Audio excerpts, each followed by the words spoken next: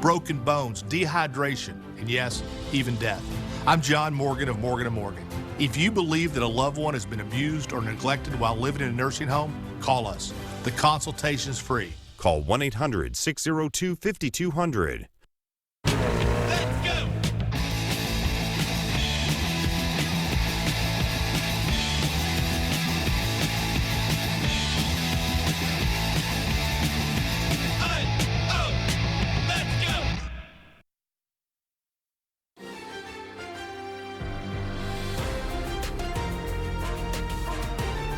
This is KCAL News Mornings. Good morning, everyone. Today is Saturday, September 20th. Welcome to KCAL News at 6 on CBS, also streaming on CBS News Los Angeles. I'm Rachel Kim. And I'm Christine Lazar, and we want to start off with a check of your next weather. Meteorologist Alex Biston joins us live in studio. Good morning, Alex. It has been a busy week weather-wise.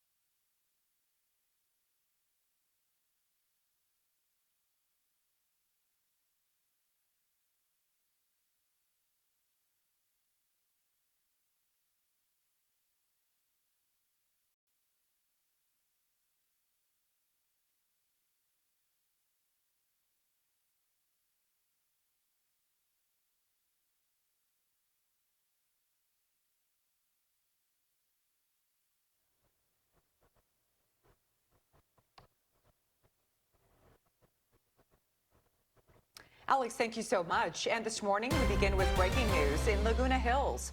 Witnesses say police were chasing a suspect just after 1 this morning when he pulled into the parking lot of an In-N-Out Burger at El Toro Road in Avenida de la Carlota and opened fire on officers. They say the officers returned fire and shot the suspect. Drone footage shows at least half a dozen police cars surrounding the restaurant. No word yet on the wounded suspect's condition. Of course, we will bring you more information as it becomes available. Also developing this morning, major headaches in Europe after a reported cyber attack. It was targeted to check-in and boarding systems at airports. Several airports in Europe are now dealing with flight cancellations and delays. This includes spots like London Heathrow, Berlin, and Brussels. Heathrow is Europe's busiest airport, so if you're flying out today to Europe, you're going to want to check with your airline to see if your flight is impacted. An evacuation warning has been lifted in the San Bernardino Mountains after storms caused flash flooding and mudslides. Now the cleanup begins. Reporter Comstock spoke to residents who are tired of the mess. A massive cleanup is underway in the San Bernardino Mountains, where people ran for their lives Thursday. Mud started coming through the window as I was trying to get my dog out of the crate, broke the door. They got caught in the house during the debris flow. They broke a window to get out. During a fast-moving mudslide. But there is just so much debris, and yeah, it does not look good. Jin Young King has been through this before. It's the second time his childhood home has been inundated with mud since the 2020 El Dorado fire. This time, at least half a dozen homes in Forest Falls have so much damage. Some say it's a miracle everyone made it out alive. It's just unbelievable how much it happens, over and over. Because this is the same street, Prospect Drive, where his neighbor, 62-year-old Doris Yagiello, was killed in a different storm 3 years ago. That mudslide washed her out of her home. But no, I was very familiar with who she was and what happened. It's very sad. San Bernardino Sheriff's Aviation conducted an aerial reconnaissance mission while they still had daylight Friday. Public Works crews are operating heavy equipment around the clock to clear the debris. And even though the clouds have parted for now, this community is still on very dangerous and unstable ground. So evacuation warnings are up in Forest Falls, Angeles Oaks, Seven Oaks, and parts of Oak Glen. Disasters like this, I could see that it might be more feasible or easier on life to move off the mountain. So I can understand that, and that's definitely what we're considering for sure. And the county says there's still the potential to see new mudslides, falling trees, and falling utility poles. So they're asking everyone who can to stay out of those impacted areas. Reporting in Yucaipa, Nicole Comstock, KCAL News. And in Highland Park, an LAPD cruiser hit and killed a pedestrian. It happened around 7:15 last night on Figueroa Street. Police say officers were responding to a call when they hit a man on a skateboard. As the officers were responding here northbound on Figueroa Street, they used the center median to get around traffic. Again, they were driving code 3 with lights and sirens. That's when they struck a pedestrian who was southbound in the center median. He was actually on his skateboard. There was a carnival going on at a nearby park. Police say several people at that carnival witnessed the crash, and those people are now providing statements to investigators. We have an update on the body found in a car owned by a popular singer. That singer has apparently canceled his shows here in California. The singer is known as David. He was scheduled to play at the Greek Theater here in LA today. David's car is at the center of a police investigation after the body of a 15-year-old girl was found inside the trunk at a tow yard in Hollywood. The girl has been identified as Celeste Rivas, who disappeared 2 years ago from Lake Elsinore. A spokesman for the singer has said he is fully cooperating with investigators. Happening now, the 405 through the Sepulveda Pass is once again down to 3 lanes. This is because of a repaving project. The lane closure will last all weekend, and you'll want to avoid the area if you can. But that's not the only construction project happening this weekend. Over on the 605, there will be only 2 northbound lanes through Santa Fe Springs, and in West Covina, only 2 lanes of the eastbound 10 will be open. All of these closures will last until 5 a.m. on Monday. A great sign in the recovery efforts in the Pacific Palisades. A CVS pharmacy reopened its doors. The business had been closed since the fires tore through the area back in January. The CVS is located on the 800 block of North Swarthmore Avenue. It is a welcome return for people still living in the area. We knew that it was very important for us to be back. We moved as quickly as possible to be back for this community. Couldn't be more proud of this team and just actually being here for anyone and supporting the needs of the local community.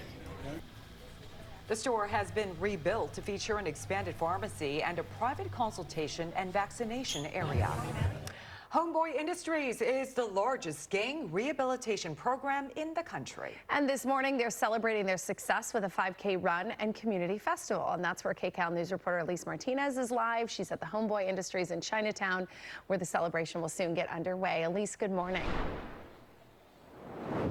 Good morning to you both. This is their biggest fundraiser of the year, the 5K, 3.1 miles through Chinatown. Take a look behind me. This is where runners will start and finish. We're expecting thousands of people today. And just behind the start and finish line, we have the headquarters of Homeboy Industries. It's been in this community for about 38 years, possibly even more. I want to talk to one of my new friends, Francisco Mesa.